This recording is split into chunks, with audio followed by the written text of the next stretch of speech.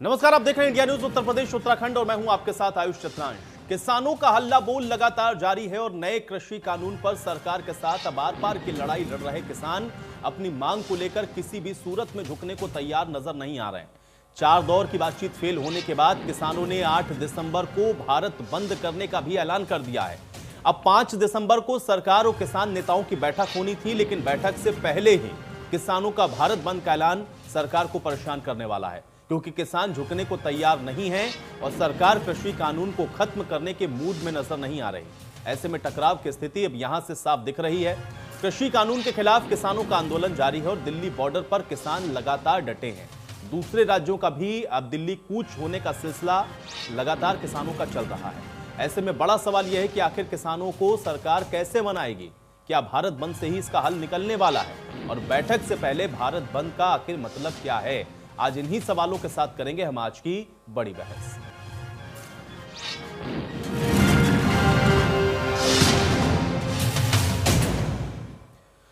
तो आज की बड़ी बहस को हम आगे बढ़ाएं उससे पहले किसान नेताओं ने भारत बंद का ऐलान करते हुए क्या कुछ कहा है, आप सुनिए। ਅਸੀਂ 9 ਨੁਕਸ ਕੱਢ ਕੇ ਤਿੰਨਾਂ ਕਾਨੂੰਨਾਂ ਦੇ ਵਿੱਚ ਦੱਸੇ 9 ਕਾਨੂੰਨਾਂ ਨੂੰ ਉਹ ਸੋਧ ਕਰਨ ਲਈ ਤਿਆਰ ਹੋ ਗਈ ਸੀ ਤੇ 2 ਜਿਹੜੇ ਬਿੱਲ ਨੇ ਆਰਡੀਨੈਂਸ ਨੇ ਬਿਜਲੀ ਦਾ ਤੇ ਪਰਾਲੀ ਦਾ ਉਹਨੂੰ ਵੀ ਵਾਪਸ ਲੈਣ ਲਈ ਰਾਜੀ ਹੋ ਗਈ ਸੀ ਕਿਸੇ ਹੱਦ ਤੱਕ ਤੇ ਇੱਕ ਐਮਐਸਪੀ ਤੇ ਵੀ ਕਾਨੂੰਨ ਬਣਾਉਣ ਲਈ ਤਿਆਰ ਹੋ ਗਏ ਸੀਗੇ। ਪਰ ਅਸੀਂ ਉਹਨਾਂ ਨੂੰ ਕਹਿ ਕੇ ਆਏ ਆ ਬਈ ਇਹ ਅਸੀਂ ਵਾਪਸ ਕਰਾ ਕੇ ਹੀ ਦਮ ਲਵਾਂਗੇ ਤੇ ਵਾਪਸ ਕਰਾ ਕੇ ਹੀ ਜਾਵਾਂਗੇ। ਇਹ ਕੱਲ ਦੀ ਜਿਹੜੀ ਮੀਟਿੰਗ ਦੀ ਗੱਲ ਹੋਈ ਆ 5 ਦਸੰਬਰ ਨੂੰ ਮੋਦੀ ਗਵਰਨਮੈਂਟ ਤੇ ਕਾਰਪੋਰੇਟ ਘਰਾਣਿਆਂ ਦਾ ਇਹ ਪੁਤਲੇ ਫੂਕੇ ਜਾਣਗੇ ਸਾਰੇ ਇੰਡੀਆ ਦੇ ਵਿੱਚ। 5 ਤਰੀਕ ਨੂੰ ਕਾਰਪੋਰੇਟ ਘਰਾਣੇ ਤੇ ਮੋਦੀ ਸਰਕਾਰ ਦੇ ਪੁਤਲੇ ਫੂਕੇ ਜਾਣਗੇ। 7 ਤਰੀਕ ਨੂੰ ਜਿੰਨੇ ਮੈਡਲ ਮਿਲੇ ਆ ਜਿਨ੍ਹਾਂ ਵੀ ਵੀਰਾਂ ਨੂੰ ਉਹ ਆਪਦੇ ਮੈਡਲ ਜਿਹੜੇ ਆ ਉਹ ਵਾਪਸ ਕਰਨਗੇ। ਔਰ 8 ਤਰੀਕ ਨੂੰ ਅਸੀਂ ਕਾਲ ਦਿੱਤੀ ਆ ਪੂਰਨ ਤੌਰ ਤੇ ਭਾਰਤ ਬੰਦ ਦਾ ਸੱਦਾ ਦਿੱਤਾ। ਸਾਰਾ ਭਾਰਤ ਅਸੀਂ ਬੰਦ ਕਰ ਦਵਾਂਗੇ ਤੇ ਸਾਰੇ ਜਿਹੜੇ ਟੋਲ ਪਲਾਜ਼ੇ ਆ ਉਹ ਵੀ ਅਸੀਂ ਖਿਲਾ ਦਵਾਂਗੇ। ਇਹ ਅਸੀਂ ਅੱਜ ਜਿਹੜੀਆਂ ਕਾਲਾਂ ਦੇ ਕੇ ਆਏ ਹਾਂ ਜਿਹੜੇ ਟੋਲ ਪਲਾਜ਼ੇ ਫ੍ਰੀ ਕਰ ਦਵਾਂਗੇ ਸਾਰੇ, ਜਿਵੇਂ ਪੰਜਾਬ ਦੇ ਵਿੱਚ ਫ੍ਰੀ ਨੇ ਇਸ ਤਰ੍ਹਾਂ ਅਸੀਂ ਇੰਡੀਆ ਦੇ ਵਿੱਚ ਵੀ ਸਾਰੇ ਉਹ ਫ੍ਰੀ ਕਰਨ ਜਾ ਰਹੇ ਹਾਂ ਇੱਕ ਦਿਨ ਲਈ। ਜਿਹੜੀ ਸਾਡੀ ਲੰਮੀ ਤਿਆਰੀ ਆ, ਸਾਡੇ ਕੋਲ ਪੂਰੀ ਸਪੋਰਟ ਸਾਰੇ ਸੂਬਿਆਂ ਤੋਂ ਆ ਰਹੀ ਆ। ਸਾਰੇ ਜਿਵੇਂ 2 ਹੀ ਰਸਤੇ ਜਿਹੜੇ ਨੇ ਯੂਪੀ ਦੇ ਵੀ ਬੰਦ ਹੋ ਚੁੱਕੇ ਨੇ, ਉੱਪਰਲਾ ਪੁਲ ਵੀ ਬੰਦ ਕਰਤਾ, ਅੱਜ ਥੱਲੇ ਵਾਲਾ ਪੁਲ ਵੀ ਬੰਦ ਕਰ ਦਿੱਤਾ। ਆਉਣ ਵਾਲੇ ਦਿਨਾਂ 'ਚ ਅਸੀਂ ਜਿਹੜੀ ਦਿੱਲੀ ਦੀ ਪੂਰਨ ਤੌਰ ਤੇ ਜਿਹੜੀ ਨਾਕਾਬੰਦੀ ਆ, ਜਿਹੜੀਆਂ 2 ਸੜਕਾਂ ਬਚਦੀਆਂ ਨੇ ਅਸੀਂ ਤਿਆਰੀ ਕਰ ਲਈ 8 ਤਰੀਕ ਤੱਕ, ਉਹ ਵੀ ਪੂਰੀ ਕੋਸ਼ਿਸ਼ ਕਰਾਂਗੇ ਤੇ ਉਹ ਪੂਰੇ ਤੌਰ ਤੇ ਜਿਹੜੇ ਨੇ ਨਾਕੇ ਬੰਦ ਕਰ ਦਿੱਤੇ ਜਾਣਗੇ। ਅੱਜ ਸਾਡੇ ਨਾਲ ਸਾਰੇ ਭਾਰਤ ਦੇ ਕਿਸਾਨ ਆ ਗਏ ਨੇ। ਕਿੱਥੇ ਬੰਗਲੌਰ ਦੇ ਵਿੱਚ ਵੀ ਧਰਨੇ ਦਿੱਤੇ ਜਾ ਰਹੇ ਆ, ਕਰਨਾਟਕਾ ਦੇ ਵਿੱਚ ਧਰਨੇ ਦਿੱਤੇ ਜਾ ਰਹੇ ਆ, ਮਹਾਰਾਸ਼ਟਰ ਦੇ ਵਿੱਚ ਵੀ ਧਰਨੇ ਦਿੱਤੇ ਜਾ ਰਹੇ ਨੇ ਤੇ ਸਾਰੀ ਲੀਡਰਸ਼ਿਪ ਸਾਡੇ ਕੋਲ ਆ ਗਈ ਆ। ਇਕੱਲਾ ਇਹ 1 ਜਾਂ 2 ਸੂਬਿਆਂ ਦਾ ਨਹੀਂ ਰਿਹਾ, ਪੂਰਨ ਤੌਰ ਤੇ ਸਾਰੇ ਨਾਲ ਸੂਬੇ ਜੁੜ ਗਏ ਨੇ ਤੇ ਅਸੀਂ ਪੂਰਨ ਇਹਨੂੰ ਸੰਘਰਸ਼ ਨੂੰ ਹੋਰ ਤੇਜ਼ ਕਰਾਂਗੇ ਤੇ ਗਵਰਨਮੈਂਟ ਨੂੰ ਝੁਕਾ ਕੇ ਹੀ ਦਮ ਲਵਾਂਗੇ, ਝੁਕਾ ਕੇ ਹੀ ਜਾਵਾਂਗੇ। ਦੇਖੋ ਤੁਸੀਂ ਪੰਜਾਬ ਤੋਂ ਕਿਵੇਂ ਗੱਡੀਆਂ ਭਰ ਕਿਵੇਂ ਰਾਸ਼ਨ ਆ ਰਿਹਾ, ਹਰ ਬੱਚੇ ਤੋਂ ਲੈ ਕੇ ਬੁੱਢੇ ਤੱਕ ਹਰ ਇੱਕ ਬੰਦਾ ਕਹਿੰਦਾ ਵੀ ਮੈਂ ਅੰਦੋਲਨ ਦਾ ਹਿੱਸਾ ਬਣਨਾ। ਹਰ ਇੱਕ ਲੋਕ ਸਾਡੇ ਕੋਲ ਆ ਰਹੇ ਨੇ। ਅਸੀਂ ਹੋਰ ਵੀ ਬੇਨਤੀ ਕਰ ਰਹੇ ਹਾਂ ਵੀ ਆ ਜੋ ਲੰਮੀ ਲੜਾਈ ਆ, ਸਾਰੇ ਜਿਹੜਾ ਬੰਦਾ ਘਰੇ ਨਾ ਰਹੇ, ਕੋਈ ਵੀਰ ਕਿਸਾਨ ਘਰੇ ना रहे, सारे वीर ਇੱਥੇ आओ ਤੇ लंबी लड़ाई लड़न ਨੂੰ तैयार। तो किसानों की बात को भी सुना, किसानों की मांग को भी सुना और उनके ऐलान को भी आपने सुन लिया, लेकिन भारतीय किसान यूनियन के प्रवक्ता राकेश टिकैत ने भी भारत बंद को लेकर इंडिया न्यूज से खास बातचीत की है। आइए आपको सुनवाते हैं। राकेश टिकैत जी इस वक्त यहाँ पर मौजूद हैं, उनसे पूछ लेते हैं 8 तारीख को भारत बंद का ऐलान वो क्या? देखेंगे, हम भी किसान भी भारत बंद करके देख रहे हैं ना। पॉलिटिकल पार्टी तो बहुत करके देखे, हम भी देखेंगे। पहली बार किसान तो पहली बार बंद करके देखेगा भारत बंद कैसे बंद होता है, हम भी सीख लेंगे। बंद में क्या कुछ बंद रहेगा? बंद में तो नू बतावेंगे सारी चीज बंद हो। हाँ भाई, अपना गांव अपनी सड़क, बस अपने गांव से बाहर अपनी सड़क पर बैठ जाओ, बंदी हो गया। अच्छा, किसान संगठनों की किसी और संगठन से भी इस बंद में साथ देने की बात नहीं, ये किसी एक संगठन का सवाल नहीं है, ये देश के किसान का सवाल है। जो भी देश में किसानों की राजनीति कर रहा है उसको सबको इस मूवमेंट को समर्थन करना चाहिए, इस मूवमेंट में साथ मारना चाहिए और आन का पूर्ण रूप से जो 8 तारीख का बंद है उसमें शामिल होना चाहिए, उसको बंद करवाना चाहिए। क्योंकि सरकार के तेवर थोड़े कल नर्म हुए, तो आपको लगता है आने वाले कल में अगर हल निकल जाता तो बंद के फिर कोई मायने नहीं? देखेंगे, कल ही चल कर देखेंगे, वहीं करेंगे बात कल ही। हाँ, आज फैसला है तो सब इसे ही सलाह मशवरा करके करेंगे। आज का दिन महत्वपूर्ण था, रात भी बेहद महत्वपूर्ण है। रात को क्या चलेगा किसानों के बीच? यहाँ वार्ता रात भर भी वार्ता चलेगी, रागनी चलेगी, खाना चलेगा, भोजन चलेगा, क्या सरकार कर रही नहीं कर रही वो चलेगा, सब चीज चलेगी। एक चीज लास्ट बस ये, कल जिन बिंदुओं पर बात नहीं बन पाई थी, तो वो कौन से बिंदु हैं जिन पर कल बिल्कुल दो टूक किसान बात करने वाले हैं सरकार से? बिल्कुल बिंदु तो है ही नहीं, बिल वापसी की बात है, बिंदु की तो है ही नहीं बात कि बिल वापसी हो। तो उसको लेकर सरकार से जो बातचीत कल विफल रह गई, उसको आगे की तैयारी कल किस तरह दो टूक बात?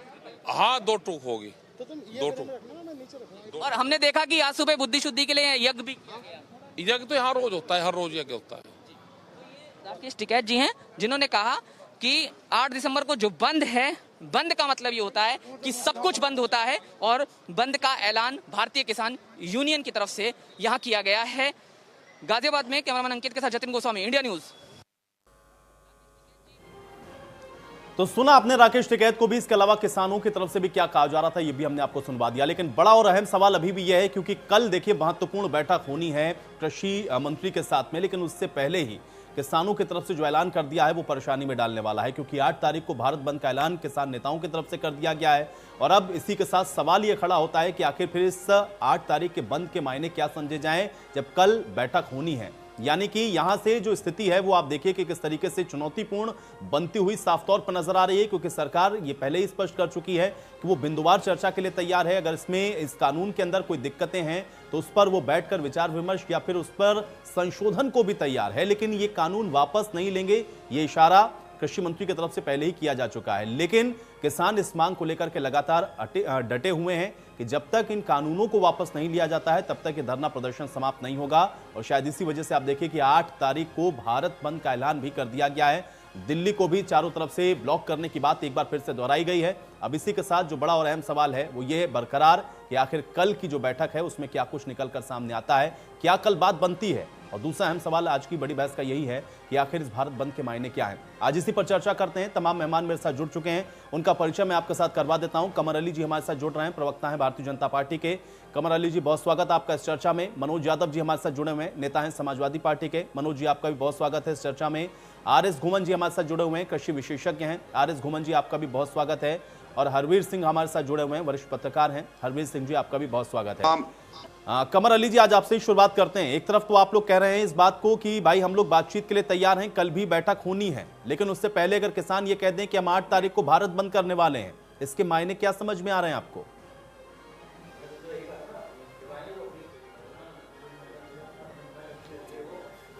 देखिए यूज जी, किसान अन्नदाता है और हमारी सरकार किसानों के साथ है। कल माननीय कृषि मंत्री जी बैठेंगे और जो मसला है उसको बिल्कुल हल करेंगे। और देखा आपने, हमारी सरकार बराबर बात कर रही है। माननीय प्रधानमंत्री जी भी गंभीर, माननीय गृह मंत्री जी, कृषि मंत्री बराबर बात कर रहे हैं। देखिए, किसान अन्नदाता है, था और है और रहेगा। हमारी सरकार हमेशा ये कहा कि किसान अन्नदाता के साथ हमेशा उसको सुख सुविधाएं दी जाएं, उसके साथ हम खड़े रहे हैं। आपने उसी की एक नज़ीर देखी, जब उत्तर प्रदेश में हमारी सरकार आई तो हमने ये कहा पहली कैबिनेट में किसान भाइयों को एक लाख रुपया कर्जा माफ़ करेंगे, और पहली कैबिनेट बैठक में हमने माफ़ किया। तो देखिए, हम किसानों के लिए काम करने आए हैं और आखिरी खड़े व्यक्ति के लिए काम करने आए हैं। हम बिल्कुल काम कर रहे हैं और काम करेंगे। देखिए, कहीं पे कुछ चीज़ें होती है, कानून बनाना बहुत ज़रूरी होता है। कुछ मसाइल पे गलतफहमियाँ ये फैला दी गई कि मंडियाँ बंद हो जाएंगी, MSP लागू हो जाएगी, इस तरह बहुत सी बातें आई। देखिए, मंडियाँ रहेंगी किसान भाइयों के लिए, मंडियां कहीं बंद नहीं हो रही हैं। ये तो एक सुविधा दी गई थी कि हिंदुस्तान में आप कहीं भी अपना माल बेच सकते हैं। आपको ये ऑथराइज कर दिया गया था कि किसी से भी आप बात कर सकते हैं माल बेचने की। जो मंडी में बेच रहे हैं उसको बेशक आपको बेचना है। और किसान भाइयों को हम बार बार ये समझा रहे हैं, जो भी कानून बनते हैं वो देश हित में और आवाम के हित में बनते हैं। और इस बात को आप समझिए, और इस बात को बहुत लोग समझ रहे हैं, चंद लोग इस बात को नहीं समझ रहे हैं कि चंद लोग इस बात को समझ रहे हैं। आपने देखा कि कांग्रेस ने इस मामले में, मैं ये नहीं कहता हूं कि कांग्रेस राजनीति कर रही, लेकिन कांग्रेस को इस समय खुद समझाना चाहिए था किसान भाइयों को कि उसने, जब मुल्क आजाद हुआ, हिंदुस्तान हमारा, तो किसान भाई कोई भी कर्जदार नहीं था कि किसान भाई भी कोरा कर्जदार हो। उसने क्या किया कि 65 साल में लगभग राज करने बाद किसान भाइयों को कर्जदार बना दिया, अन्नदाता को कर्जदार बनाया, जो कि बहुत गलत किया। हम फैसला जो करते हैं किसान भाइयों के हित में करते हैं। आप जानते हैं 6.5 साल में हम जो भी कमर अली जी कानून फैसले लेकर लाए आप आए, हैं, वो समझाए आवाम भाई के, कांग्रेस किसान भाइयों पार्टी के या हित अन्य में पार्टियां, लाए हैं। ऐसा कैसे देखिए, होगा? किसान भाइयों को कानून भी आप बात लाए, अगर समझना आप कह रहे हैं कि उनके फायदे का है तो ये आपको ही समझाना होगा ना। सवाल मेरा अभी भी आपसे वही है कमर अली जी, एक तरफ आप ये कह रहे हैं कि इनके फायदे का कानून है, दूसरी तरफ आप लोग वार्ता भी कर रहे हैं, कुछ बिंदु ऐसे रहे जिस पर कृषि मंत्री ने कहा कि ठीक है हम इस पर विचार कर सकते हैं। अगर फायदे का है तो उन बिंदुओं पर विचार फिर क्यों कर रहे हैं, मेरा पहला सवाल। दूसरा ये कि आपने ये कहा कि भाई देखिए हम ये कानून वापस नहीं लेंगे, हाँ इसमें संशोधन का अगर कुछ हो सकता है तो हम वो करने को तैयार हैं, लेकिन किसान इस बात पर अड़ा हुआ है कि अगर आप वापस नहीं लेंगे तो ये आंदोलन चलता रहेगा। रास्ता क्या निकलेगा ना, या सवाल तो यही है कि वो भी अपनी बात पर अड़े हैं, आप भी अपनी बात पर अड़े हैं, अब रास्ता कैसे निकलेगा? देखिए कल नहीं, कल बैठ रहे हैं, कल बातचीत करेंगे, फिर बातचीत होगी। देखिए बैठने से बहुत मसाइल हल होते हैं, दूर दूर से कोई मसाइल हल नहीं होते हैं, जब पास में बैठते हैं तो मसाइल हल होते हैं। कल बैठ के मसाइल, मुझे उम्मीद है हमारी सरकार को कल हो जाएगा और आंदोलन ये खत्म हो जाएगा। कमर अली जी, अगर इतना आसान होता तो इतने लाखों के जो संख्या में किसान पहुंचे हैं वो शायद वहां पर एकत्रित नहीं होते। हालांकि अब उम्मीद पर दुनिया कायम है, उम्मीद हम करते हैं कि कल ही इसका हल निकल जाए। मनोज यादव जी हमारे साथ जुड़े हुए हैं, समाजवादी पार्टी के नेता हैं। मनोज जी कैसे देख रहे हैं, मायने क्या समझे जाएं, क्योंकि कल तो बातचीत होनी है, वार्ता होनी है, लेकिन 8 तारीख को भारत बंद का ऐलान कर दिया गया किसानों का इन सबके बीच में।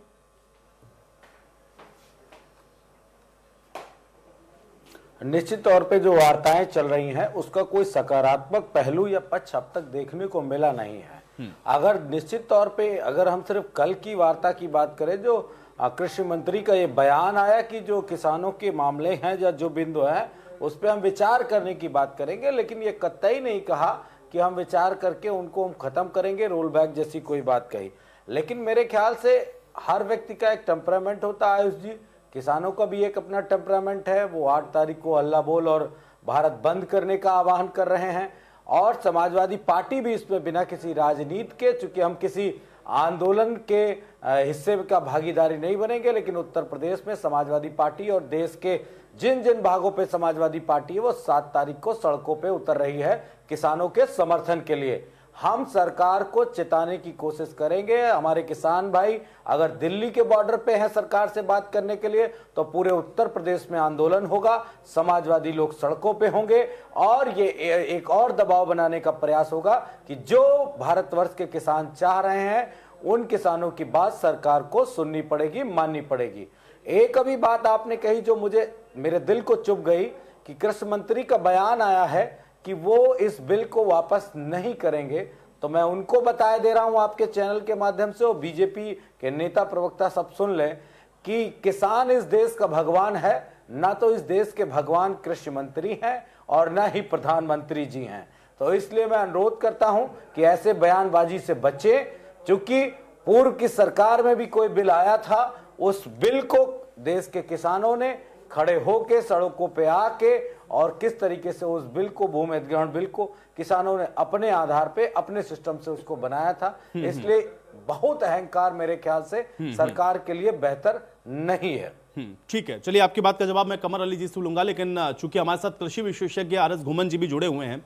आर एस घुमन जी, राजनीतिक बातें तो होती रहेंगी, लेकिन थोड़ा मैं आपसे समझना चाहता हूं, चूंकि एक तरफ तो ये आंदोलन है, इसके 2 पहलू हैं। एक तो ये है कि किसान ये कह रहा है कि भाई इससे हमें कोई लाभ नहीं है, बहुत सारी चीजों को लेकर के उसको डाउट्स हैं, जिसको लेकर के हम देख रहे हैं कि विरोध हो रहा है। दूसरा पक्ष ये है कि सरकार ये कह रही है कि हम तो इनके हित के लिए लेकर के आए, उसके तमाम फायदे गिना रहे हैं। आप कृषि विशेषज्ञ हैं, आप मुझे जरा इसका तकनीकी पहलू थोड़ा साथ में समझाते चलिए, और हमारे दर्शकों के लिए भी आसानी होगी। क्या वाकई में किसानों के लिए ये जो बिल है वो हितकारी है, या उससे उसको दिक्कत होने वाली है? असल जो स्थिति है वो है क्या, ये मैं थोड़ा आपसे समझना चाहूंगा।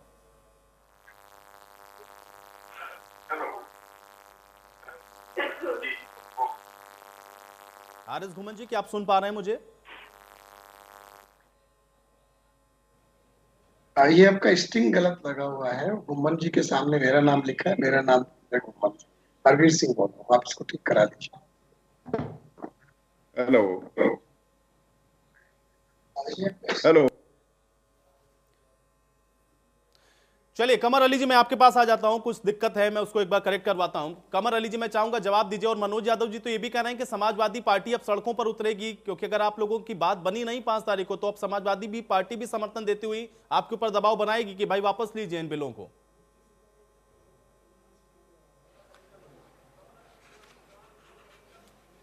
भाई हमने मना नहीं किया है। हमारा सिर्फ किसान भाइयों से अनुरोध है कि इस बात को समझें और सरकार ने जो फैसला किया है आपके हित में किया है। देखिए अब समाजवादी का क्या कल्चर है, समाजवादी क्या सोचती है अपने, क्या उनके, क्योंकि राजनीतिक दल हैं वो अपनी राजनीतिक कहे चमकाना चाहते हैं, वो बाखूबी जानते हैं इस बारे में। हमने तो ये देखा है 15 साल की इनकी सरकार रही, उन्हीं किसान भाइयों को आपने देखा बुंदेलखंड में खास की रोटी खाया करते थे किसान भाई, और किस तरह से बुंदेलखंड में सुसाइड किया करते थे।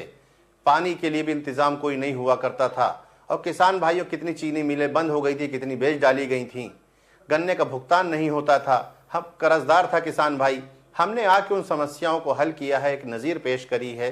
ठीक है राजनीतिक दल है करिए, लेकिन 15 साल आपने इस उत्तर प्रदेश में लगभग हुकूमत करी। हुकूमत करने के बाद उन किसान भाइयों को आपने कर्जदार छोड़ दिया, जिनका 1-1 लाख रुपया हमने किसान भाइयों कर्जा माफ किया, और सोसाइट नहीं हो रही बुंदेलखंड में। अगर आप देखेंगे कहीं पानी की परेशानी नहीं, हमारी सरकार माननीय योगी जी की सरकार बराबर काम कर रही है और लगातार आपने देखा काम कर रही है।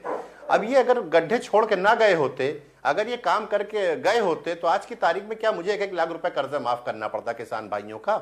हम जो किसान भाई को लगातार काम कर रहे हैं, हमने कहा अन्नदाता हैं, इतनी सुख सुविधाएं आज तक किसी भी सरकार ने नहीं दी है। बातें करने दिए राजनीतिक दल हैं, समाजवादी को करने दिए, खूब अभी भाषण देंगे, खूब बताएंगे, खूब झूठ बोलेंगे, कोई दिक्कत थोड़ी है। 65 साल कांग्रेस राज करके गई है, वो भी खूब बताएंगे, खूब सराहना करेंगे, कह रहे किसान भाई बहुत बढ़िया कर रहे हैं। अरे क्या हिंदुस्तान जब आजाद हुआ कि अन्नदाता कर्जदार था? नहीं था।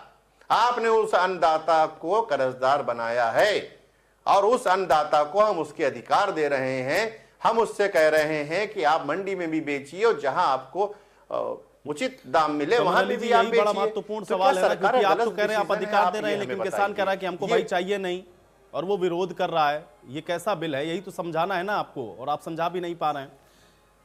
धूमन साहब के पास में जाऊंगा। आरएस धूमन जी, आप अगर मुझे सुन पा रहे हो, सवाल यही है, क्योंकि ये जो बिल आया है, क्या वाकई में इससे किसानों का जो फायदा है वो नहीं हो रहा है, या इसकी टेक्निकलिटीज क्या है? थोड़ा तकनीकी पक्ष में आपसे समझना चाहूंगा। मैं पहली बात तो ये कहना चाहूंगा कि अगर ये किसानों के हित में है, तीनों ऑर्डिनेंस के जरिए जो कानून बने हैं, तो किसानों को मान लेना चाहिए। अगर किसान नहीं मान रहे तो इसका मतलब है कि किसानों के हित में नहीं है। मैंने जो इन कानूनों को बहुत संजीदगी से पढ़ा है, 5 जून से पढ़ रहा हूँ, ऑर्डिनेंस भी पढ़े थे, एक्ट भी पढ़े, लॉ भी पढ़ा, लेकिन मुझे एक भी बात ऐसी नहीं मिली जो किसानों की फेवर करती हो, क्योंकि ये किसानों के नाम पर किसी और को फेवर करने के लिए कानून बनाए जा रहे हैं। और इसमें ये सोचो कि सरकार पर WTO का भी दबाव है, सरकार पर जो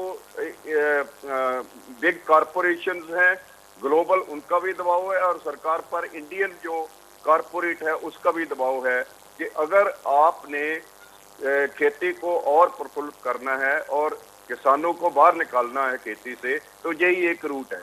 मैं पूछता हूं कि ऐसी कौन सी इमरजेंसी थी जो कोविड के दौरान ये सरकार ऑर्डिनेंस लेकर आई, क्योंकि सारा देश तो कोविड से लड़ रहा था और सरकार को जल्दी थी कि ये कानून, ऐसा कोई आग लगी हुई है किसानों पर, कोई पहाड़ गिरने वाला है, अगर ये कानून ना बनाए गए तो किसान मारे जाएंगे। अगर ये कानून बनाने थे तो डिबेट कर बना। अब जो किसानों से बात कर रहे हैं तो पहले भी तो ये बात हो सकती थी। दूसरी बात मैं अभी पहले स्लॉट में कहना चाहता हूँ कि अगर ये जो कानून है, हिंदुस्तान का जो कॉन्स्टिट्यूशन है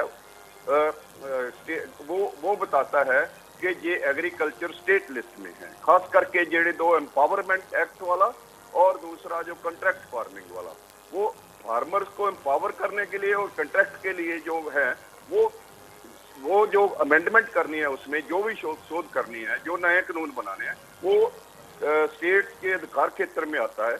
ये स्टेट की ऑटोनॉमी पर भी अटैक है और कॉन्स्टिट्यूशन के उल्ट है। और सबसे बड़ी बात है कि जिन पे फेवर में ये कर रहे हैं वो क्या बेवकूफ है कि उनको समझ नहीं आ रही कि सरकार हमारा इतना बड़ा फायदा कर रही है, एक बिल लेकर आए हैं और हम मान नहीं। धूमन साहब, अब मैं इसका जवाब ले लूंगा। कमर अली जी हमारे साथ हैं, लेकिन हरवीर सिंह जी हमारे साथ वरिष्ठ पत्रकार भी जुड़े हुए हैं, उनका भी एक कमेंट चाहता हूं।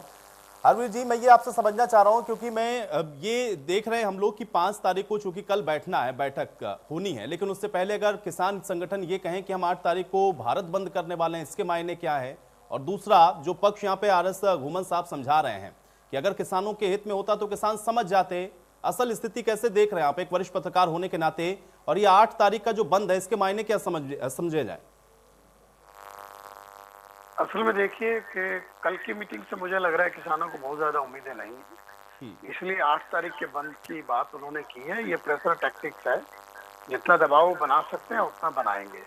और अभी तक सरकार का ये था कि हम कुछ मान लेंगे। पहले 2 मीटिंग तो प्रेजेंटेशन में ही निकल गई, समझाने के लिए हमको समझा देते हैं इसके फायदे। तो भाई 6 महीने हो गए, फायदे जिसको समझना था समझ गया, जो नहीं समझा वो सड़क पे आ गया। तो इसलिए ये नॉन सीरियसनेस जो रही पहली 3-4 मीटिंग तो ऐसे भी थी। सबसे पहले मीटिंग में तो कृषि मंत्री नहीं आए थे, पंजाब के फार्मर आए और लौट के चले गए वहां से कृषि भवन से। तो ये नॉन सीरियसनेस जो शुरू में रही उससे लोगों का गुस्सा और बढ़ा है। और मेरे ख्याल से कल काफी क्रूशियल मीटिंग है, लेकिन मुझे जो लगता है कि कल की मीटिंग में कोई ऐसा समाधान निकलने की गुंजाइश नहीं है, क्योंकि किसान कह रहे हैं तीनों जो आपके कानून है उनको वापस लो। सरकार ने कहा ये कानून ठीक है, अब वो कह रहे हैं कि थोड़ा इसको सुधार की गुंजाइश है तो सुधार देते हैं। तो पॉइंट यही आ रहा है कि वो शायद जो सुधार की बात कर रहे हैं उस पर किसान नहीं मानेंगे, मुझे ऐसा लगता है। और क्योंकि विरोध बढ़ रहा है उनका समर्थन बढ़ता जा रहा है। अलग अलग राज्यों से किसान आ रहे हैं, पहले पंजाब से ज्यादा किसान आए, हरियाणा से आ गए, उत्तर प्रदेश के लोग भी बैठे हुए हैं बॉर्डर पे, राजस्थान से लोग आ रहे हैं, मध्य प्रदेश से आ रहे हैं। तो ये जिस तरीके का माहौल है उसमें सरकार काफी वीक फुट पे है इस वक्त जो है। तो इसीलिए किसान भी चाहते हैं कि इतना ज्यादा अपने पक्ष में फैसला करा पाए, ये सही वक्त है और उनकी रणनीति जो है वो ठीक है मेरे ख्याल से। कमर अली जी, मैं चाहूंगा इसका जवाब दें, चूंकि आप उम्मीदें ज्यादा नजर नहीं आ रही, और दूसरा वरिष्ठ पत्रकार की तरफ से यह भी कहा गया कि पहले आप लोगों ने इसको सीरियसली लिया भी नहीं। अगर शुरुआती दौर में भी आप लोग इसको थोड़ा सीरियस ले लेते तो आज ये आंदोलन इतना बड़ा नहीं होता जिस तरीके का स्वरूप हम लोग देख पा रहे हैं।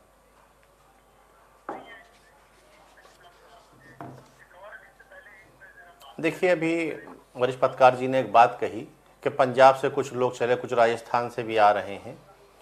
देखिए, इस बात को समझना होगा, किसान भाइयों को मैं अनुरोध करूंगा सबसे, इसमें राजनीतिक दल राजनीतिक बिल्कुल ना करें, उनको अन्नदाता माने और उनके हित में है, लोग इसको तोड़ मड़ोड़ के पेश ना करें। कहीं अगर कहीं कोई कमी है, मैं फिर बता दूं आपको, कहीं कोई कमी लगती, आइए हम कल बैठ के आपसे बात कर रहे हैं। अगर आपको लगता है कहीं विचार विमर्श की जरूरत है, आइए, इसलिए हम बात कर रहे हैं आपसे। देखिए, जब कोई चीज बनती है, कानून बनता है, तो हो सकता है कि आप कहें कि ये हित में नहीं है मेरे, लेकिन हमारी सरकार कह रही है कि आइए हम आपसे फिर बैठ के बात करेंगे, कल बात होने दीजिए, और मुझे लगता है सब बातचीत ठीक ठाक होगी और ये आंदोलन खत्म हो जाएगा। ठीक है, यही तो मैं आपसे समझना चाह रहा हूं ना, क्योंकि आप ये कह रहे हैं कि ये बातचीत होगी, आंदोलन खत्म हो जाएगा, लेकिन किसान तो इस बात पर अड़ा है ना कि आप इसको वापस लीजिए। और अभी कृषि विशेषज्ञ भी यही बात कह रहे थे कि अगर मानना होता तो वो मान गया, वो तो कह ही रहा है कि भाई इसको वापस लीजिए, हमारे हित का है ही नहीं। सवाल तो यही है ना कि इनको कैसे समझाएंगे। आप भी कह रहे हैं, प्रधानमंत्री भी कह रहे हैं, लेकिन किसान तो नहीं मान रहे ना।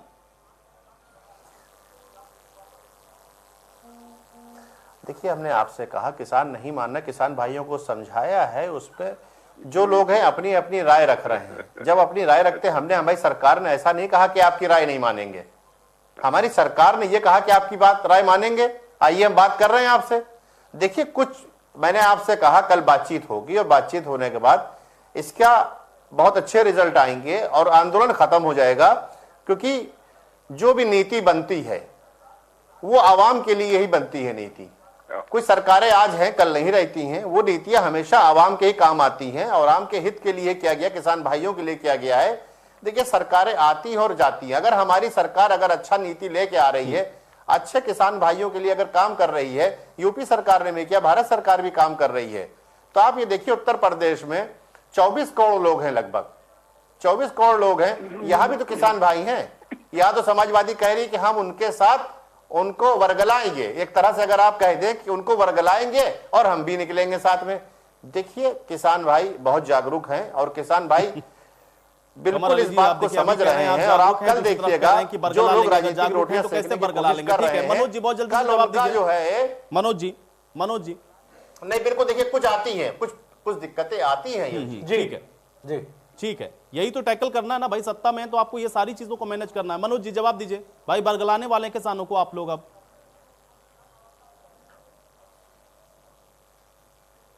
देखिए, अगर हमें हमारे किसान हमारे बरगलाने में आ जाते तो 2019 में उत्तर प्रदेश में 60 से 65 सीटें हम जीत लेते। वो तो यार इनके बरगलाने में चले गए और इन्होंने बरगला लिया। अपना किसान सम्मान राशि देके 2000 रुपए, जो हमारी समाजवादी महिलाओं के लिए पेंशन थी साल की 6000, उसी को इन्होंने किसानों में कन्वर्ट कर दिया और एडवांस में दे दिया और वोट ले लिया, सरकार बना ली। लेकिन उत्तर प्रदेश के किसान को यह नहीं मालूम था कि जिस सरकार को हम चुनने जा रहे हैं वो सरकार किस लिए हमसे वोट मांग रही है, कि उन्हीं के अधिकारों को, चूंकि इस देश में एक जो पूंजीपतियों का एक पूरा स्ट्रक्चर खड़ा हुआ है, वो सिर्फ इसलिए खड़ा हुआ। मैं बड़ी जिम्मेदारी से इस बात को कहता हूं आयुष जी, और जिसको बुरा लगे वो लगे। आज अगर किसान अपने अन्न के दानों का मूल्य का निर्धारण स्वयं करना शुरू कर दे, इस देश का पूंजीपति का स्ट्रक्चर धड़ाम से गिर जाएगा। कोई इस देश में पूंजीपति नहीं रह जाएगा। लेकिन चूंकि उसको ये राइट नहीं है, हजारों लाखों मैट्रिक टन गेहूं हो, धान हो, सब्जियां हो, फल हो, उन सारी चीजों का मूल्य का निर्धारण किसान स्वयं नहीं कर सकता है। और मैं बार बार उदाहरण देता। चलिए, मनोज जी से मेरा संपर्क टूट गया है। मैं एक बार घूमन जी आपके पास फिर से आऊंगा। घूमन जी, ये बड़ा महत्वपूर्ण है, क्योंकि एक तरफ तो आप ये भी कह रहे हैं कि भाई हम बातचीत करने के लिए तैयार हैं, बातचीत के लिए जा रहे हैं। उम्मीद तो ये है ना कि बातचीत से रास्ता निकलेगा, लेकिन उन सब के बीच में अगर भारत बंद का ऐलान करने लग जाए, ये उग्रता, आखिर इसके मायने समझे क्या जाए? देखिए, बात ये है कि ये अच्छी बात है कि बातचीत चल रही है और लेट्स होप के कल की बातचीत से कोई सार्थक नतीजे निकले। लेकिन सरकार का स्टैंड भी 5 जून से आज तक बदला नहीं। वो भी कह रही है कि ये कानून बहुत अच्छे हैं, हम इनको वापस नहीं लेंगे।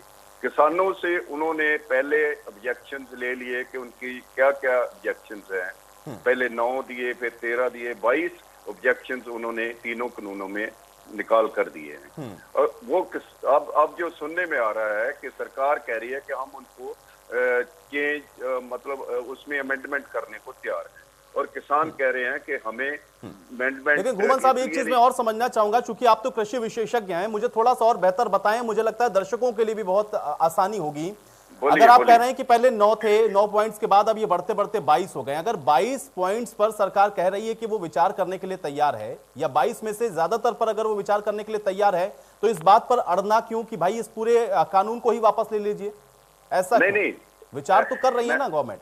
ये उग्रता क्यों नजर आ रही है? ये बहुत बेसिक सवाल है।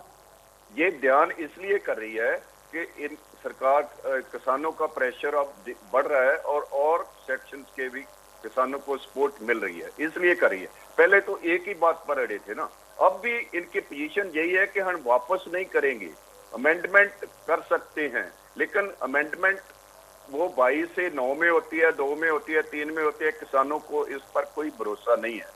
मैं ये कहने वाला हूं कि अगर 3 कानूनों में इतने नुक्स हैं तो एक बार पार्लियामेंट का सेशन बुलाकर डिबेट कर ली जाए, स्टेट्स को ऑन बोर्ड लिया जाए, किसानों की जो जथेबंदियां उनको ऑर्गेनाइज उनको ऑन बोर्ड लेकर तो डिबेट करके देख लें कि अगर वापस करने से नए कानून जो किसानों के कंसर्न है नए कानूनों में एड्रेस कर लें, या फिर किसानों के एड्रेस कर इन्हीं में अमेंडमेंट कर लें। वो तो वन तरफा सरकार वन साइडेड ही कर रही है शुरू से। 5 जून से 3 जून से हुआ, 5 जून को नोटिफिकेशन हुआ, और ये एक ऑर्डिनेंस का जो रूट था वही गलत था। लेकिन सरकार की पोजीशन अभी भी वही है कि वो ये तो कह रही है कि हम अमेंडमेंट कर लेंगे, लेकिन सरकार की जो क्रेडिबिलिटी है उस पर किसानों को अभी यकीन नहीं है। डाउट है। हरवीर सिंह जी, ये एक वरिष्ठ पत्रकार होने के नाते आप भी जरा बताइए, क्योंकि एक तो मैं ये भी जानना चाहूंगा कि भाई अगर किसान ये कह रहा है कि हम बातचीत के लिए जा रहे हैं, या सरकार कह रही है कि हम इन पॉइंट्स पर विचार करने के लिए तैयार हैं, तो फिर ये जो जल्दबाजी है, या फिर हम ये कहें कि ये जो आक्रामकता है, वो क्यों नजर आ रही है? दूसरा महत्वपूर्ण पहलू उसमें यह भी है कि क्या आपको लग रहा है, जो बात यहाँ पे जो कृषि विशेषज्ञ बैठे हुए हैं, जो बात वो कह रहे हैं कि शुरुआत से लेकर के अब तक जितनी भी वार्ता रही है उसमें कोई ऐसा बड़ा पॉजिटिव मैसेज नहीं निकला है, इसलिए किसान आशान्वित नहीं है इस वार्ता को भी लेकर के? क्या इस बात से आप इत्तेफाक रखते हैं? और अगर ऐसा है तो फिर वार्ता के मायने क्या और कैसे निकलेगा रास्ता इसका? नहीं, देखिए, रास्ता तो बातचीत से ही निकलेगा। एक पॉइंट मैं यहाँ कह दूं, जो आपके प्रवक्ता, जो बीजेपी के प्रवक्ता है यूपी के, उनको मैं ये कह दूं, ये बहुत ही दुर्भाग्य की बात है कि इस तरह का आंदोलन यूपी में खड़ा क्यों नहीं होता। इनको बताना चाहिए कि पंजाब में 98-99% फसल की खरीद होती है, उत्तर प्रदेश में 10% भी नहीं होती। उत्तर प्रदेश के किसान हरियाणा पंजाब में जाके बेचते हैं अपना धान गेहूं। इनसे पूछिए, सबके बॉर्डर्स पे लाइन लगी हुई है, क्योंकि यहाँ धान का 1800 रुपये, 1868 रुपये दाम है, 1200 रुपये में, 1400 रुपये में किसान बेच रहे हैं। गेहूं बेचने के लिए हरियाणा में जाते हैं। इनको तो शर्म आनी चाहिए। क्या इन्होंने बीजेपी की सरकार ने दे दिया किसानों को? आपको पता है गन्ना किसानों का पिछले साल का 4,500 करोड़ बकाया अभी तक। जब सीजन शुरू हुआ तो 8,500 करोड़ बकाया था। 3 साल से दाम नहीं बढ़ा। तीसरा क्रशिंग सीजन शुरू हो गया, 1 महीने से ज्यादा हो गया, 14 दिन में पेमेंट होती है। आपने 1 पैसा दाम नहीं बढ़ाया गन्ने का यूपी में, और आप कहते हैं हम किसानों के लिए बहुत अच्छा काम करते हैं। तो इतना अच्छा मत कीजिए शायद। और मुझे लग रहा है कि अगर इस तरीके का रोष ये पंजाब हरियाणा के किसानों देखकर यूपी में आता, हालांकि कुछ लोग आए हैं यूपी की तरफ से भी, गाजीपुर बॉर्डर पे बैठे हुए हैं, तो एक तो मैं ये खारिज करता हूँ कि यूपी में बहुत बुरा हाल है किसान का। ये लोग खरीद नहीं करते, कोई व्यवस्था नहीं करते। 27 गाँव के ऊपर 1 परचेज सेंटर इन्होंने लगाया। पंजाब में 2 गाँव पे 1 परचेज सेंटर है, तेलंगाना में 7 गाँव पे 1 सेंटर है। मध्य प्रदेश जैसा पहले जो राज्य कृषि में पिछड़ा हुआ था, उसने पंजाब के बराबर गेहूं की खरीद की है। और यूपी में पूछिए, ये लोग 30 लाख टन तक पहुंचे हैं। कौन सी दुनिया में रहते हैं ये लोग? लेकिन अनफॉर्चुनेटली यूपी का किसान शायद या तो उतना जागरूक नहीं है। बिहार में जहाँ एमएसपी नहीं मिलता, उन्होंने भी वोट दिया। तो जो आदमी अपने हक को लेकर के जागरूक ही नहीं है, जो खुद ही गरीब बना रहना चाहता है, बना रहे। जो जिन लोगों ने देखा है, जिनको छीनने का डर है, उन्हें मिला है, वो मुखर होकर आंदोलन कर रहे हैं, उनको करना चाहिए, उनका हक बनता है। और दूसरा पॉइंट ये है कि देखिए कि ये मसला काफी गंभीर है।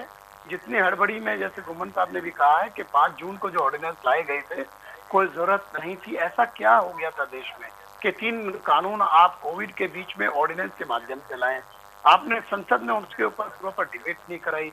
राज्यसभा के जो चेयरमैन, वाइस चेयरमैन है, वो आदमी इतना सीनियर जर्नलिस्ट था, वो जिंदगी भर उसके ऊपर ये धब्बा रहेगा हरिवंश के ऊपर कि उसने बहुत गलत तरीके से वहाँ ध्वनिमत से कानून पारित कराए थे। उस आदमी को, मेरे ख्याल से, हम लोग जर्नलिस्ट हैं, मैं उनको व्यक्तिगत रूप से जानता हूँ, लेकिन उस आदमी ने बहुत गलत काम किया था उस पद पर रहते हुए। तो ये अब क्योंकि पूरा इतना दबाव बन गया।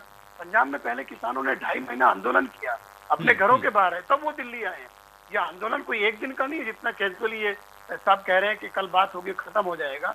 देखिए, वो अपना पूरी तैयारी के साथ में अपनी मांगों को समझ के, जान करके वो लोग आए हैं, और बाकी लोग भी साथ जुड़ रहे हैं। और ये किसी एक किसान, किसी एक राज्य का मसला नहीं है। ये जितनी ठीक है हरवीर जी, ये बात ठीक है। देखिए, किसानों की समस्याओं का जो आप जिक्र कर रहे हैं, उसी वजह से शायद किसान हैं सड़क के ऊपर, और ये उनको समझाना है ना भाई कि इनके फायदे का कैसा है। लेकिन एक चीज मैं और समझना चाहूंगा, एक वरिष्ठ पत्रकार होने के नाते, थोड़ा सा ब्रॉडर प्रोस्पेक्ट में इसको समझाएं, फिर इसके और क्या मायने समझे जाए। यहां से आपको नहीं लगता, क्योंकि अगर इस तरीके से प्रेशर पॉलिटिक्स की जाए कि भाई आप दिल्ली को बंद कर दें 4 तरफ से और कहें कि इसको वापस ले लें और सरकार बैकफुट पे चली जाए, तो एक गलत परिपाटी, फिर तो किसी को कोई भी बात मनवानी होगी तो फिर वो इसी तरीके से आंदोलन और प्रदर्शन को खड़ा कर देगा। क्या वापस लेना ही इसका इलाज है कि इसको वापस लेना ही पड़ेगा? एक चीज बताइए मुझे, केरल ने एक पुलिस एक्ट में संशोधन किया था सोशल मीडिया को लेकर, और वहां के राज्यपाल ने उस कानून के संशोधन पर दस्तखत भी कर दिए थे। दबाव पूरे देश का बना, मीडिया का भी बना, और उस संशोधन को रिपील करने के लिए दोबारा ऑर्डिनेंस वहां की सरकार ने बनाया। लोकतांत्रिक व्यवस्था का मतलब क्या है कि अगर लोगों के लिए आप कोई व्यवस्था नहीं लेकर के आ रहे हो, लोगों को वो स्वीकार्य नहीं है, देश के हर नागरिक का ये कर्तव्य बनता है, उसका हक है कि वो किसी भी मसले पर अगर राय उसके साथ नहीं है तो उसका विरोध करता है लोकतांत्रिक तरीके से।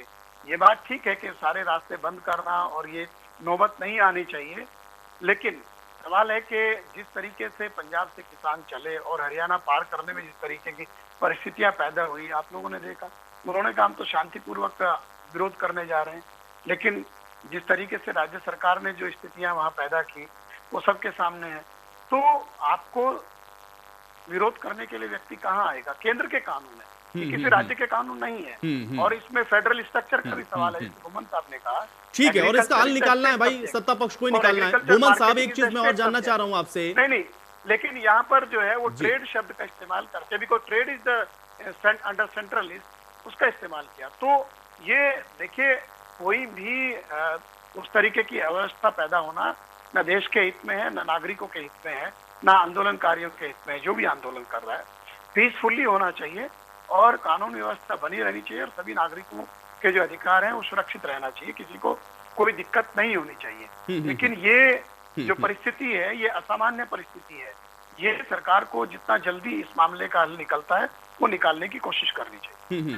घूमन साहब, एक चीज मैं और आपसे थोड़ा जानना चाह रहा हूं। ठीक है, प्रदर्शन कर रहे हैं, आपकी कोई बात है, मांग है, उसको लेकर के प्रदर्शन करें, लेकिन ये कहना कि फिर आप चारों तरफ से दिल्ली को बंद कर देंगे, जितने रास्ते आते हैं वहां पर बॉर्डर्स पर आप भारी संख्या में मौजूद रहेंगे, वार्ता हो रही उसके पहले ही कह देना कि हम 8 तारीख को भारत भी बंद करेंगे, इसके क्या मायने समझे जाएं फिर? इससे पहले मैं एक बात अपने जो और ऐसे आपको नहीं लगता घूमन साहब ये गलत परिपाटी भी पड़ सकती है, जिसको जो मनवाना है दिल्ली के रास्ते बंद कर दे और बैठ जाए आकर के भी सरकार बैकफुट पे जाएगी? सरकार तो जनता के लिए है ना। हाँ बिल्कुल जनता के लिए। आपके सवाल पर आता हूँ, लेकिन एक बात पहले मैं अपने दोस्त बीजेपी के साथ करनी चाहूंगा कि जो उन्होंने अवाम और राजनीति की बात की है कि सरकार तो अवाम के लिए, तो किसान क्या अवाम में नहीं आते? एक तो ये बात। दूसरा कह रहे हैं कि किसान राजनीति ना करे। भाई बीजेपी को राजनीति करने का हक है और किसी को राजनीति करने का हक नहीं, ये दूसरी बात है। और तीसरी बात जो आपका सवाल है कि अगर सरकार 2.5 महीने से कोई बात सुन नहीं रही, वो दिल्ली आ रहे हैं, तो दिल्ली के आने के बाद भी वो टाल मटोल कर रहे हैं, सीरियसली बातचीत कर नहीं रहे, तो इसका मतलब क्या है? मतलब है कि किसानों को वो प्रेशर बिल्ड करने के लिए मजबूर कर रही है। और किसानों के पास क्या रास्ता है कि वो दिल्ली को देखिए, किसान कोई शौक से एजिटेशन नहीं कर रहे, वो इस ठंड में सड़कों पर बैठे हैं शौक से। नहीं घूमन साहब देखिए, प्रदर्शन से किसी को, भाई प्रदर्शन का तो अधिकार सबको है ना, लेकिन ये कहना भाई आम जनता, जैसे किसान आम जनता है वैसे ही आम जनता तो दिल्ली के अंदर भी रह रही है, अगर लोग उसके बीच में फंस जाएं, आप चारों तरफ से बॉर्डर को लॉक करने के लिए कह दें, तो फिर दिक्कत ये है ना कि वो भी तो आम जनता ही है ना जो पिस रही है। इसका इलाज क्या आपको नहीं लगता? प्रदर्शन तो कर रहे हैं, अच्छी बात है, हल निकल जाए उससे भी अच्छी बात है, लेकिन ये कहना कि हम चारों तरफ से बंद कर देंगे, बॉर्डर को सील कर देंगे, इसके क्या मायने? देखिए मैं आपसे सहमत हूं कि दिल्ली के लोगों को भी उनके भी अधिकार हैं, उनका भी, वो भी आम जनता है, उनको प्रॉब्लम नहीं आनी चाहिए, लेकिन इसके जिम्मेवारी केवल और केवल किसानों पर नहीं है। जो केंद्र सरकार है उसने ऐसे हालात पैदा किए कि किसानों को ये करना पड़ा। अगर केंद्र सरकार ऐसे हालात ना करती तो किसानों को ये करना नहीं पड़ता। मुझे लगता है कि अब भी किसानों को भी सोचना चाहिए। अगर मुझे आपसे ही मैं सवाल पूछता हूं कि अगर सरकार उनकी बात नहीं सुन रही तो वो क्या करें? वो दिल्ली, वो उनका अपना प्रेशर बिल्ड करेंगे, सरकार भी अपना प्रेशर बिल्डअप कर रही है, वापस उन्होंने वो जो सारा पैरा पुलिस फोर्स है वो लगा दी है पूरी, और हो सकता है कोई कानूनी चाराजोई भी सरकार करे। तो इसका मतलब है कि ये टकराव सरकार की तरफ से भी है और किसानों की तरफ से। किसान तो अपनी डिमांड मनवाने के लिए जा रहे हैं। किसानों को अगर जिस दिन लगा कि ठीक है वो हमारी सरकार है, हमें वो हमारी बातें मान रही है, तो विड्रॉ कर लेंगे, उनको कोई शौक नहीं है। लेकिन ये बात सही है कि दिल्ली के लोगों को तकलीफ तो होगी, लेकिन दिल्ली के लोग भी आज तक उनको सपोर्ट कर रहे हैं। लेकिन कल उस बातचीत से क्या निकलता है, आगे क्या होगा, ये तो मैं भी नहीं कह सकता, आप भी नहीं कह सकते। बिल्कुल हम उम्मीद कर सकते हैं घूमन साहब, हम उम्मीद कर सकते हैं और उम्मीद करते हैं कि कुछ बेहतर इसका निष्कर्ष निकल जाए। कमर अली जी, आप अभी ये कह रहे थे कि भाई देखिए हम मना लेंगे किसानों से, 4 दौर की वार्ता तो कर चुके, कल 5वें में भी बैठने वाले हैं, लेकिन किसानों को ही भरोसा नहीं है आपके ऊपर, क्योंकि अगर भरोसा होता तो 8 तारीख के ये भारत बंद का ऐलान नहीं होता। कमर अली जी, यहां से पिक्चर तो एकदम स्पष्ट है कि आप कल बैठ करके भले ही कुछ चर्चा करें, लेकिन 8 तारीख को बंद वो पहले ही ऐलान कर चुके हैं। मतलब उनका भरोसा आपके ऊपर नहीं है, और आप कह रहे हैं कि आप जनता और आवाम के लिए काम कर रहे हैं। भाई ये भी तो किसान आपकी आवाम है ना, भरोसा क्यों नहीं आपके ऊपर? देखिए हरवीर सिंह जी ने एक बात कही थी कि उत्तर प्रदेश के किसान जागरूक क्यों नहीं है। बहुत तकलीफ वाली बात इन्होंने करी कि जागरूक क्यों नहीं है। देखिए सबसे बड़ा सूबा है हिंदुस्तान का, ये सबसे बड़ा 24 करोड़ का सूबा है, ये सबसे ज़्यादा किसान यहाँ रहता है, और आपने कहा जागरूक नहीं है। मेरे भाई आपकी जानकारी, क्योंकि आप वरिष्ठ पत्रकार की हैसियत से बैठे हैं और वरिष्ठ पत्रकार आप हैं, उस वक्त कहाँ थे जब बुंदेलखंड में लोग फांसी लगाते थे, घास पे रोटी खाते थे? क्या उस वक्त जागरूक नहीं थे किसान?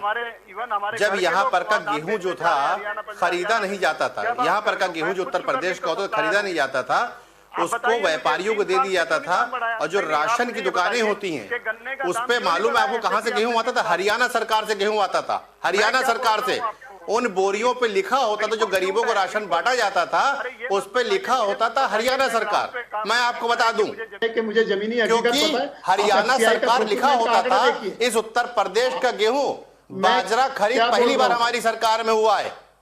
आय दुगनी हम कर रहे हैं, किसान हमारे वक्त पे सुसाइड नहीं कर रहा। आप बता रहे जागरूक नहीं उत्तर प्रदेश का, क्या कहना चाहते हैं आप? आंकड़े देखो आप। अरे भाई मैं बता रहा हूँ, आपको बताइए आंकड़े मुझे आप। उत्तर प्रदेश आपने अन्नदाता को कहा जागरूक नहीं है। अरे अन्नदाता को ठगा गया है, मालूम है आपको? अन्नदाता को सुसाइड कराया वीर सिंह जी। चलिए एक तरफा बात ठीक है, वो सवाल मैं हरवीर जी से भी पूछूंगा। हरवीर जी के उससे मायने क्या क्या, आशाएं क्या है, वो स्पष्ट कर देंगे। लेकिन हरवीर जी आप थोड़ा सा कल की बैठक और ये जो 8 तारीख का भारत बंद है उस पर रहेंगे। मुझे ये बताइए कमर अली जी, मुझे बताइए कि किसान भाई आपसे आपके ऊपर डाउट में क्यों है जी? क्योंकि अगर कल बैठक हो रही है तो किसान ये चर्चा कल भी कर सकता था, भारत बंद का आह्वान बाद में भी हो सकता था। लेकिन अगर वो 8 तारीख भारत बंद का आह्वान कर रहा है, मतलब उसको पता है कि कल की मीटिंग में क्या होने वाला है। वो भरोसा ही नहीं कर रहा है आपके ऊपर, और आप कह रहे हैं कि किसानों के फायदे का कानून है।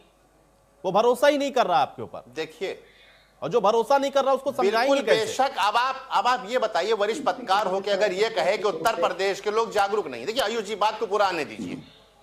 अगर ये वरिष्ठ पत्रकार इस चैनल पे बैठ के कहें कि उत्तर प्रदेश का किसान जागरूक नहीं है, अरे भाई खुशहाल उत्तर प्रदेश का बाजरा पहली बार हमने खरीद करी है, मंडियों में हम मैं क्या बोल रहा हूँ आपको, आप बताइए मुझे 3 साल कोई खरीद में गड़बड़ी पाई जाती है ये तीसरा सीजन है। देखा है, मैं क्या बोल रहा हूँ, तीसरा सीजन है, गन्ने का दाम क्यों नहीं बढ़ाया आपने? काम कराते हैं एसएपी जो है स्टेट एडवाइस प्राइस गन्ने का सुनिए। जब सबसे पहले मेरी सरकार बनी, 1 मिनट, 36,000 सुनिए, अरे सुन तो लीजिए, वरिष्ठ पत्रकार हैं आप, क्योंकि मैं तो बच्चा हूं आपके आगे, आप योग आदमी हैं, हमारी बात सुन लिए। 36,000 करोड़ रुपए का पहला भुगतान हमने किया है, जो कि पिछली सरकार का था गन्ने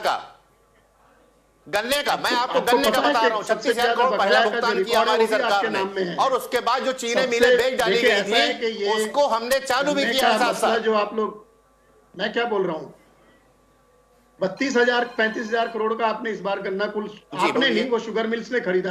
पहली तो बात आपकी जेब से नहीं जाता। 35,000 करोड़ का इस बार खरीदा है और आपने 36,000 करोड़ का पिछले साल कर दिया था। अरे तो आप पहले नंबर चेक करके आया करो, समझ रहे हैं आप? दूसरे ये है कि 36,000 करोड़ का जब सरकार हमारी आई है, बात सुनिए, पिछली सरकारों का बाकी था। ये बताइए आप मुझे, वरिष्ठ पत्रकार जी बात समझिए, पिछली सरकारों का बाकी था, पिछली सरकारों का बाकी था, कुछ नहीं था यार। हमारी सरकार ने आके सबसे पहला जो 17 में किया है किसान भाइयों पिछली सरकारों का भी कुछ नहीं होता है। ऐसी बात कर जैसे एरियर आपका इस बार बताया है, पिछले साल बताया था। आपको पता है जब शुगर मिल बंद हुई 12,000 करोड़ का एरियर था उस वक्त, 2016 31/3/2016 मैं आपको बता रहा हूँ। चलिए ठीक है, ठीक है, जब शुगर मिल बंद हुई 12,000 मनोज जी कुछ कहना चाह रहे हैं? कमर अली जी ठीक है, अब मनोज यादव जी को सुन लेते हैं। कमर अली जी ठीक है, 14 दिन में कमर अली जी बस ये समझाइए किसानों को, कमर अली जी सब समझाना है किसानों को, 12,500 करोड़ यही सब समझाना है। और कृषि कानून को लेकर के समझा दीजिए थोड़ा किसानों को। ठीक है, हो गया, एक सेकंड। मनोज जी किसानों के साथ अन्याय किया, उन्होंने भी 3 साल दाम नहीं बढ़ाया, उसी का फल जी। मनोज जी 3 साल उन्होंने नहीं बढ़ाया, 3 साल आपने नहीं बढ़ाया, 7 साल में 35 तो पेमेंट उनका लगातार कर रहे हैं जो सरकारों का बाकी था। मैं क्या अरे उनका क्या होता है, ये आपको अपनी जेब से कर रहे हैं क्या भाई? ये शुगर मिल को पेमेंट करना है, प्राइवेट शुगर मिल है उसने खरीदा, उसको पेमेंट करना है।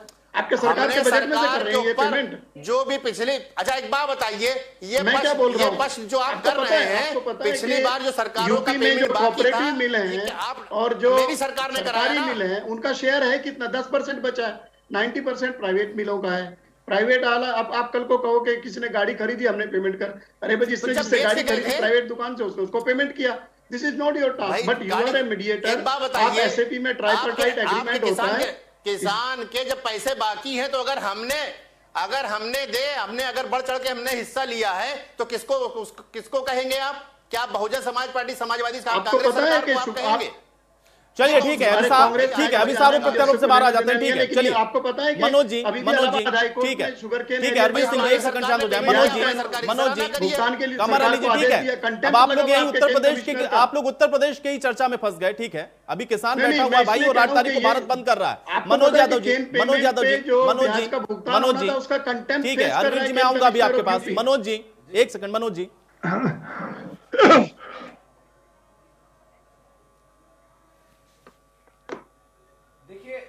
महत्वपूर्ण बात इस टीवी डिबेट में आनी चाहिए और वो ये है कि इस पैनल में 4 लोग बैठे हैं और 3 लोग हैं जो इस किसान बिल का समर्थन नहीं करते हैं। मैं जो आपको न्यूट्रल समझता हूं, आप पत्रकार हैं, आपका जिम्मेदारी सवाल पूछने की है। एक बीजेपी अकेली सही बोल रही है और सत्य बोल रही है, बाकी वो कृषि विशेषज्ञ हो, हमारे वरिष्ठ पत्रकार महोदय हो। देखिए बात अगर कोई जेन्युइन कह रहा है, आप किस तरह महंगाई रोकेंगे? मैं एक एग्जांपल देता हूं और इस पैनल में सारे लोग बताएं। सरकार सबसे ज्यादा धान और गेहूं की खरीद करती है, खासकर उत्तर भारत में, वो कोई भी स्टेट हो, लेकिन आलू की खरीद जो सरकार करती है वो बहुत ही ना के बराबर करती है। आज जिस किसान ने 2 रुपए 3 रुपए किलो आलू के दाम जिसको नहीं मिले थे, आज मार्केट में वही किसान उस आलू को 50 से 60 रुपए किलो खरीद रहा है। यह है जादूगरी बीजेपी की। और इसी तरह अगर आप सरकार नहीं खरीदेगी धान गेहूं और उनके जो पूंजीपति साथी खरीदेंगे तो स्टॉक लगाएंगे और यही गेहूं यही चावल आपको 60 से 70 रुपए किलो मिलेगा। इस बात के लिए उन लोगों को भी कान खोल के सुन लेना चाहिए जो लोग आज बीजेपी को वोट करके सोचते हैं कि उनको दुनिया की सारी स्वर्ग और दुनिया की सारी नियामत मिल गई, तो वो भी इस बात के लिए तैयार रहें जैसे आलू और प्याज की खरीदारी करने के लिए आज भी वो महंगाई खरीदी जा रही। इस देश में प्याज के नाम पे एक बार सरकार गिर चुकी है, ये भी ध्यान रखना चाहिए। मैं कह रहा हूं पहली बार भारतवर्ष में ऐसा हुआ है। अगर कोई इस पैनल में बैठा व्यक्ति मुझसे कह दे कि आप गलत हैं तो मैं माफी मांगूंगा। पहली बार इस देश में ऐसा हुआ कि किसी राजनीतिक दल ने किसानों को झूठा कहा, आतंकवादी कहा, खालिस्तानी कहा और पता नहीं क्या क्या कहा। आज तक किसी सरकार की इतनी हिम्मत नहीं हुई कि किसानों पे किसी तरीके की इस तरह की टिप्पणी की जा सके। वाटर कैनन चले, उन पे पानी डाला गया, उन पे रबड़ की गोलियां चलाई गई, उन पे लाठीचार्ज किया गया, लेकिन सरकार तो ये वही है जो एमपी में किसानों पे गोलियां चलवाती है और 10 से ज्यादा किसानों की जिंदगी चली जाती है। तो ये वो लोग हैं जो इस देश के अन्नदाता को बिल्कुल नहीं चाहते कि वो आजादी से अपना जीवन जी सके। ठीक है, कम से कम वो मूल्य निर्धारण नहीं कर सकता। इसका जवाब दे देंगे कमर अली जी। घुमन साहब देखिए अब थोड़ा सा कंक्लूजन की तरफ बढ़ते हैं, एक एक कमेंट में सबका लूंगा। घुमन साहब मुझे बताइए कि क्या संशोधन से किसानों को मान जाना चाहिए या आपको लगता है कि ये जो बिल, ये जो कानून है, ये वापसी ही इसका एकमात्र इलाज है? विकल्प क्या है? घुमन साहब एक बात कहूंगा कि कमर अली साहब ने आपके सवाल का जवाब नहीं दिया कि किसान भरोसा क्यों नहीं कर रहे। 2014 में बीजेपी ने पावर से आने से पहले स्वामीनाथन एमएसपी का कहा था, लेकिन पावर के आने के बाद सुप्रीम कोर्ट में एफिडेविट दे दिया कि ये नहीं हो सकता।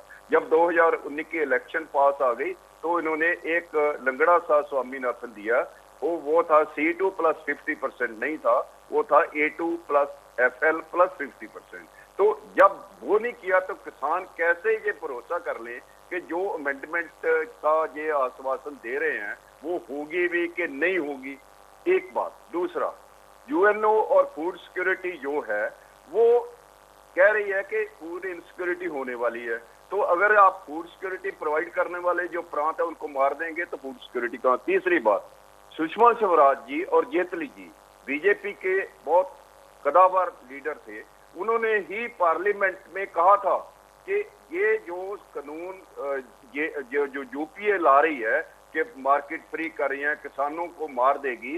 अगर ये इतनी बढ़िया है तो अमेरिका में वॉलमार्ट किसानों का क्यों नहीं फायदा कर सकी? क्यों हंड्रेड्स ऑफ बिलियंस किसानों को सब्सिडी दे रही है? वहां तो किसान 2% हैं पूरी वर्कफोर्स का, जहां 50% है वर्कफोर्स का। क्या ये सरवाइव कर सकेंगे? लास्ट बात जो मैं कहनी है कि शांता कुमार कमेटी ने ये कहा कि 6% किसानों को मिल रही है एमएसपी, उसका इन्होंने इंटरप्रिटेशन ये किया कि इसको बंद ही कर दो, इसका फायदा नहीं है।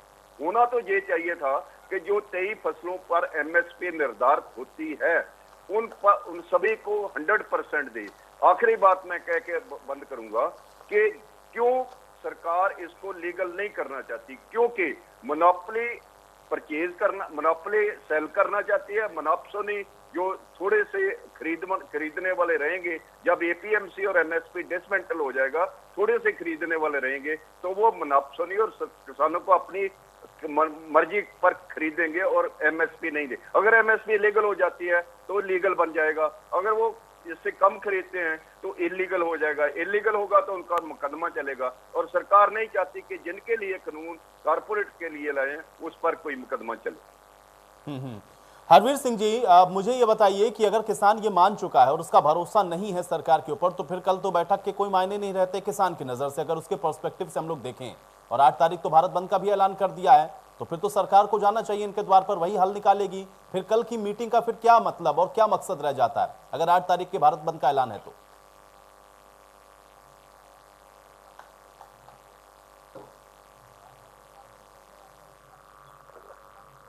हरवीर सिंह जी, क्या आप मुझे सुन पा रहे हैं?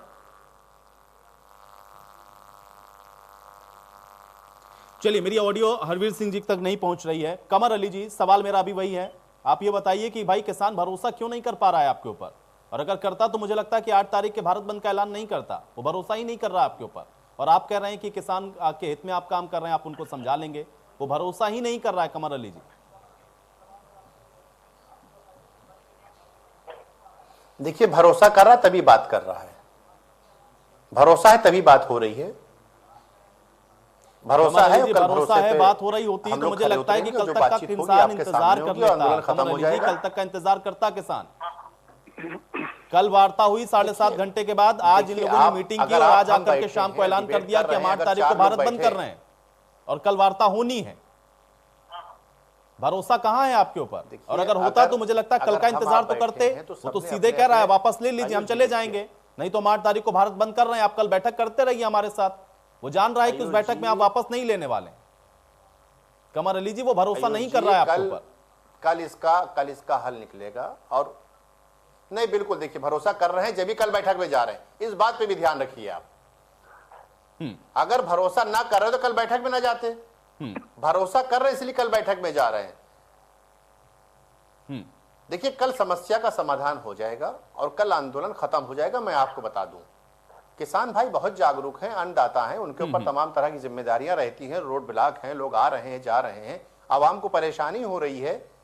देखिए, सारी चीजों को ध्यान में रखते हुए सरकार बात करती है, और सरकार बिल्कुल आवाम के लिए चुन के आई, आवाम के लिए काम करे। किसान भाई भी आवाम में आते, बिल्कुल बेशक है, अन्नदाता है आवाम में। मैंने आपसे कहा, किसान जी अन्नदाता है, बिल्कुल हमारी सरकार बस जो कह रहे हैं थोड़ा सा वो और इंप्लीमेंट बेहतर तरीके से हो जाता तो मुझे लगता है ये स्थिति बनती नहीं। परिवार बात ये है क्योंकि पिछले 4-5 महीने से तो विरोध कर ही रहा है ना किसान, और आज नौबत ये आ गई कि कह रहे हैं कि हम दिल्ली बंद कर देंगे। आपके सामने ये होते होते यहाँ तक कैसे आ गया? क्योंकि वार्ता ऐसा नहीं है कि कमर अली जी की कल ही हो रही है, वार्ता 4 बार आप लोग पहले भी बैठ चुके हैं इन लोगों के साथ।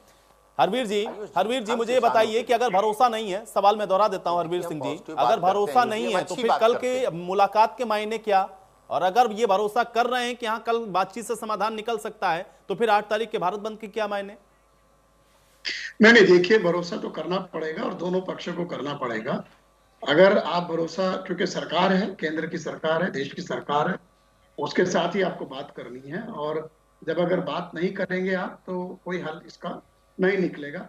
लेकिन ये मैं पहले भी जैसे मैंने कहा, ये 8 तारीख का बंद हो सकता है कि एक तरीके की प्रेशर टैक्टिक्स है कि कल की बातचीत में ज्यादा शायद कुछ इस तरीके का समाधान निकालने की तरफ सरकार जाए, तो किसानों ने अपना जो रुख जो है उसमें ये दिखाने की कोशिश की है कि वो सख्त रुख उनका है, वो अभी पीछे हटने वाले नहीं है। तो इसलिए उम्मीद है कि इससे बीच का कोई रास्ता निकले। हो सकता है कल बातचीत में कुछ निकलेगा, पूरा हल निकलना मुझे तो उम्मीद अभी कल का उतना नहीं है, लेकिन कुछ हो सकता है एक स्टेप आगे बढ़े और उसके बाद बातचीत हो। चलिए इसी उम्मीद के साथ आज की ये चर्चा भी यहीं समाप्त करेंगे कि कल इसका कोई समाधान निकल आए, ताकि जो आम जनता है उसको किसी तरह की परेशानी ना हो और किसानों की भी समस्या का हल हो जाए। बहुत शुक्रिया आप सभी का समय निकालने के लिए, इस चर्चा का हिस्सा बनने के लिए। और इसी के साथ आज बड़ी बहस में मेरे साथ फिलहाल इतना ही।